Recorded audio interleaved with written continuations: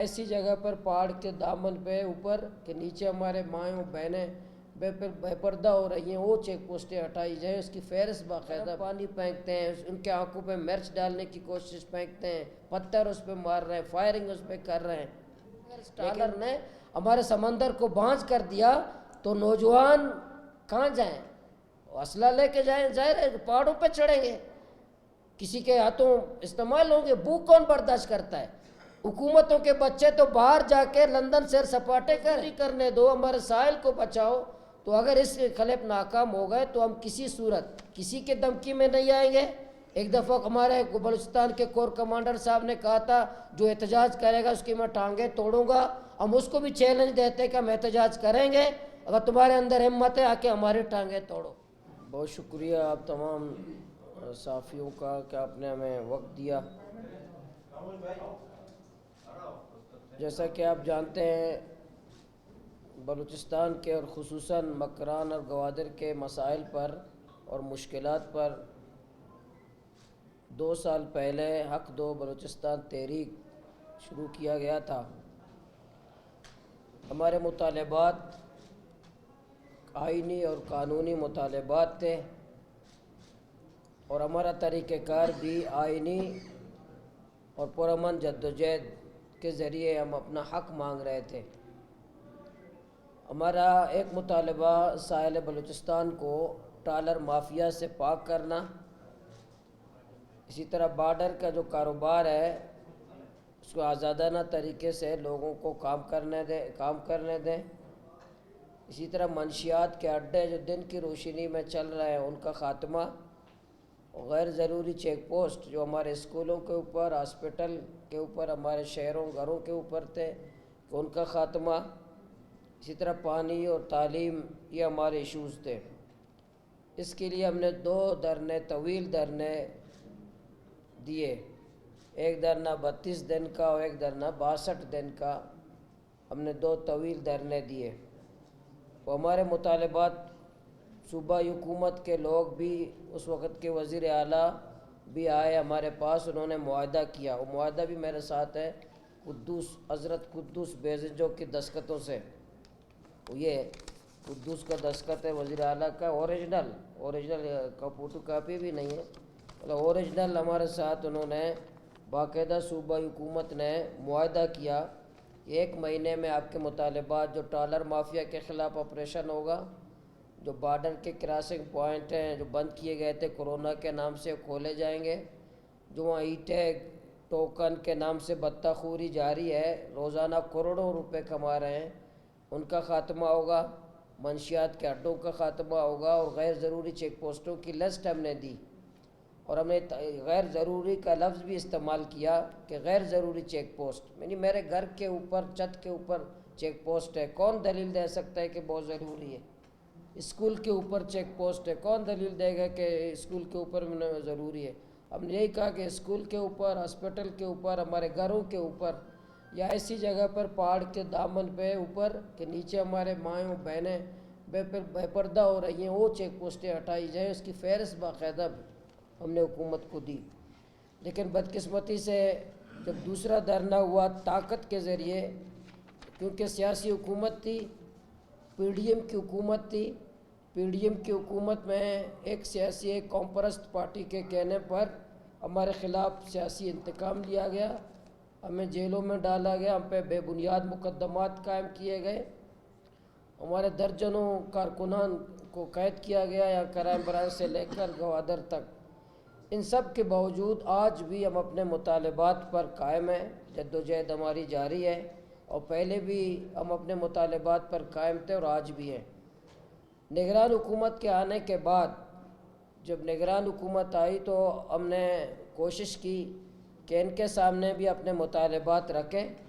میں نے خود ذاتی طور پر جو ہمارے صوبے سے تعلق رکھتے ہیں سینیٹر انور اللہ کاکڑ صاحب، میری ملاقات نہیں ہوئی لیکن فون پہ ان کو بتایا کہ ہمارے مطالبات ہیں، ٹالر کے اور دوسرے ایشوز ہیں، وہ حل کریں۔ اب آپ کو موقع ملا ہے، آپ بلوچستان کے فرزند ہیں، آپ کو ان مسائل کو حل کرنا چاہیے۔ اسی طرح نگران وفاقی وزیر داخلہ سے فون پہ بات ہوئی، 2-3 دفعہ میں نے بات کی کہ آپ اس بلوچستان کے فرزند ہیں، 3 مہینے بعد آپ کی وزارت جائے گی، پھر آپ کہیں گے کہ میں بلوچستان کا فرزند تھا، یہ تھا وہ تھا. تو یہ ہمارے مطالبات ہیں، اس پہ عمل کریں. اسی طرح نگران وزیر اعلیٰ سے بھی میں خود جا کے ملا، وہ اپنے مطالبات ان کے سامنے رکھے. اسی طرح جو نگران وزراء آئے ہیں ان سے بھی ملا، اپنے جو ڈیمانڈ تھے، مطالبات تھے، جو حکومت نے ہمارے ساتھ تحریری معاہدہ کیا تھا، اس کے سامنے اپنے رکھا کہ یہ کل کو یہ نہ کہیں کہ آپ احتجاج پہ گئے ہیں تو ہمیں کیوں نہیں بتایا، ہم نگران حکومت ہیں، ہمیں کیوں نہیں بتایا. اس لیے تمام کے سامنے ہم نے ان کے سامنے رکھے. آج کی جو پریس کانفرنس میں آپ کو بتاؤں کتنی شرمندگی کی بات ہے. آج بھی ٹرالر مافیا آج ہزاروں کی تعداد میں ہمارے ساحل پہ آ چکے ہیں. ہمارے گوادر کے، ارماڑہ کے، گڈانی کے ہمارے ماہی گیروں پہ فائر کر رہے ہیں. ہمارے ماہی گیروں کے جالوں کو نقصان پہنچایا ہے. گوادر کے ساحل پہاڑ کے 7 ٹرالر آ چکے ہیں. انلیگل ٹرالنگ، پوری دنیا میں اس پہ پابندی ہے، وہ یہ آ چکے ہیں. ہمارے ماہی گیروں کو مارا ہے، ہمارے ماہی گیروں کے جالوں کو نقصان پہنچایا ہے. ان کو گرم پانی پھینکتے ہیں، ان کے آنکھوں پہ مرچ ڈالنے کی کوشش پھینکتے ہیں، پتھر اس پہ مار رہے ہیں، فائرنگ اس پہ کر رہے ہیں. لیکن صوبائی حکومت، وفاقی ادارے، حالانکہ یہ سمندر میں وفاقی ادارے موجود ہیں، ایم ایس ہے، نیوی ہے، میرین سیکورٹی فورس کے لوگ ہیں، کوسٹ گارڈ ہے، اور اس کی موجودگی ان کے بلکہ چیک پوسٹ کے بالکل ساتھ ہی یہ ٹرالنگ کر رہے ہیں، ماہی گیروں کو مار رہے ہیں. فشریز کا تو نام ہی نال ہے. فشریز انتہائی کھوکھلا بھی ہے، ناکارہ بھی ہے، کرپشن سے بھرا ہوا بھی ہے، بطہ خور بھی ہے. اس کے افسران ہیں وہ بطہ لیتے ہیں، فی ٹرالر 2,30,000 روپے فی ٹرالر، اس پہ نمبرنگ ہوئی ہے. فی ٹرالر 30,000 روپے دے دیں، آپ ٹرالنگ کریں، انلیگل ٹرالنگ کریں، فشنگ کریں، انلیگل فشنگ وہاں کریں. آج بھی وہاں بڑی تعداد میں جاری ہے. آپ یہ بھی دیکھیں عملی طور پر وہاں کوشش کی جا رہی ہے. ٹرالر تو آزاد ہیں، بڑی بے شرمی کے ساتھ وہ آتے ہیں ساحل پہ ہمیں مارتے ہیں. لیکن ہمیں وہاں جدوجہد پہ، احتجاج پہ زبان سے تو نہیں کہتے، لیکن ایلے بہانوں سے کہتے ہیں کہ احتجاج نہ کریں. ایلے بہانوں سے ہمیں یہی بتا رہے ہوتے ہیں کہ آپ احتجاج نہ کریں. یعنی وہاں سیاسی سرگرمیوں پر ایک طریقے سے قدغن تو لگا رہے ہیں، لیکن ٹرالر کو روکنے میں ناکام ہے، نہیں روک رہے ہیں. اسی طرح جو ہمارے مطالبات ہیں اس پہ عمل درآمد نہیں ہو رہا. اس لیے میں آپ کے توسط سے یہ بات ہم کر رہے ہیں، وفاقی حکومت سے بھی، صوبائی حکومت سے بھی، تمام اداروں سے بھی. اگر ان ٹرالر مافیا کو اسی طرح چھوڑا گیا، اسی طرح ان کو ہمارے اوپر ماہی گیروں پہ یہ حملہ کرتے رہے، اسی طرح یہ بارڈر کے کاروبار جو اسمگلنگ کا نام لیتے ہیں، اسمگلنگ نہیں ہے، یہ کاروبار ہے.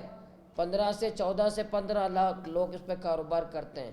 اگر حکومت کو سنجیدہ ہونا چاہیے تو ڈرگز کے خلاف سنجیدہ ہوں، یا بہت سارے اور مسائل ہیں ان کے خلاف سنجیدہ ہوں. کرپشن کا خاتمہ کرے، اپنی ٹاٹ باٹ کام کرے، یہ وی آئی پی کلچر ختم کرے، یہ سیر سپاٹے ختم کرے، یہ مفت کے حج اور عمرے ختم کرے. یہ جتنے آپ کرتے ہیں، یہ اسی طرح یہ جو مفت کی بجلی استعمال کرتے ہیں، مفت کی گاڑیاں استعمال کرتے ہیں، یہ ختم کر دیں. اس سے کوئی بارڈر کے کاروبار سے پاکستان کی معیشت برباد نہیں ہے. اس لیے یہ جو اگر یہ سنجیدگی ٹرالر مافیا کے خلاف اور یہ بارڈر کے کاروبار پہ اسی طرح آپریشن جاری رہا، اور اسی طرح غیر ضروری چیک پوسٹیں اسی طرح نہیں ہٹائی گئی، اسی طرح ہماری تسلیح جاری رہا، تو ہم دوبارہ غیر معینہ مدت کے لیے تیسری دفعہ بھی دھرنا دیں گے. تیسری دفعہ ہم بیٹھیں گے. کسی صورت ہم پرامن ہیں، جمہوری ہیں، آئینی جدوجہد کرتے ہیں. اگر کوئی حکومت، کسی کو حق بھی نہیں ہے کہ ہمیں یہ کہے کہ اب دھرنا نہ دیں. جو حکومت ٹرالر مافیا کے خلاف بے بس ہو، ڈرگ مافیا کے خلاف بے بس ہو، اور وہ ٹرالر مافیا کو روک نہ سکے، وہ مجھے کس منہ سے کہہ سکتا ہے کہ آپ احتجاج نہ کریں؟